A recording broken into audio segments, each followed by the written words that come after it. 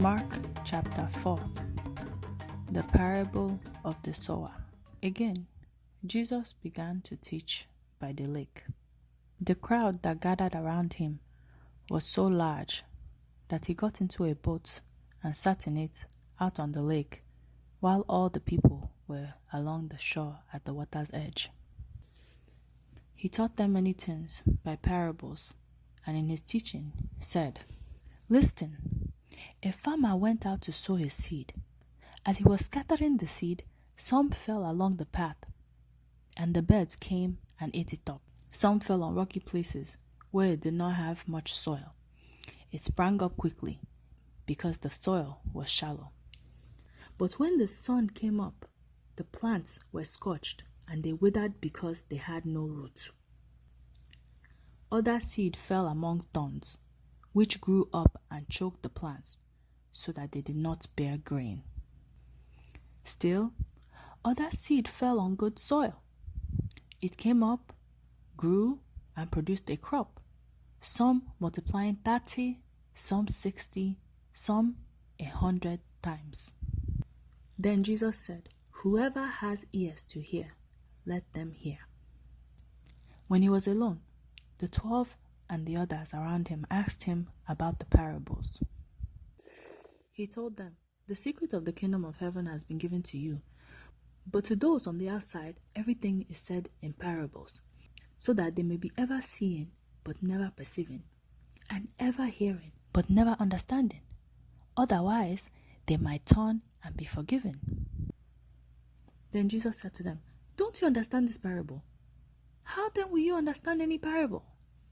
The farmer sows the word. Some people are like seed along the path, where the word is sown. As soon as they hear it, Satan comes and takes away the word that was sown in them. Others, like seed sown on rocky places, hear the word and at once receive it with joy. But since they have no root, they last only a short time. When trouble or persecution comes because of the word, they quickly fall away.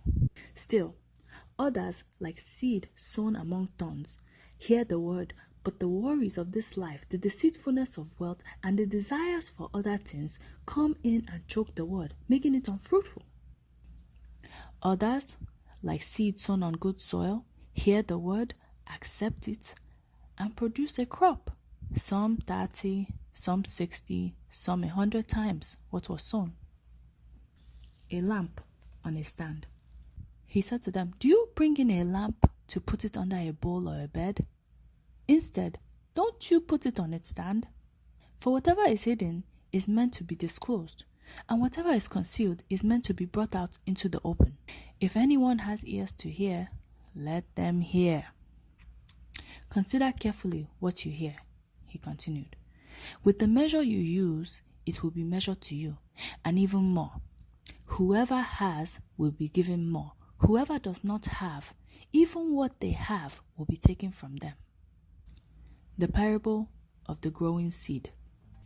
He also said, "This is what the kingdom of God is like. A man scatters seed on the ground.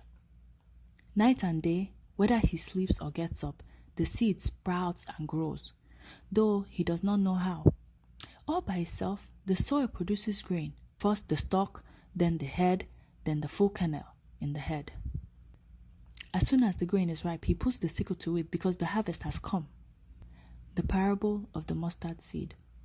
Again he said, "What shall we say the kingdom of God is like? Or what parable shall we use to describe it? It is like a mustard seed, which is the smallest of all seeds on earth. Yet, when planted, it grows and becomes the largest of all garden plants, with such big branches that the birds can perch in its shade." Jesus calms the storm. With many similar parables, Jesus spoke the word to them as much as they could understand. He did not say anything to them without using a parable. But when he was alone with his own disciples, he explained everything. That day, when evening came, he said to his disciples, "Let us go over to the other side." Leaving the crowd behind, they took him along just as he was, in the boat. There were also other boats with him. A furious squall came up, and the waves broke over the boat, so that it was nearly swamped. Jesus was in the stern, sleeping on a cushion. The disciples woke him and said to him, "Teacher, don't you care if we drown?" He got up, rebuked the wind, and said to the waves, "Quiet, be still." Then the wind died down and it was completely calm. He said to his disciples, "Why are you so afraid? Do you still have no faith?" They were terrified and asked each other, "Who is this? Even the wind and the waves obey him."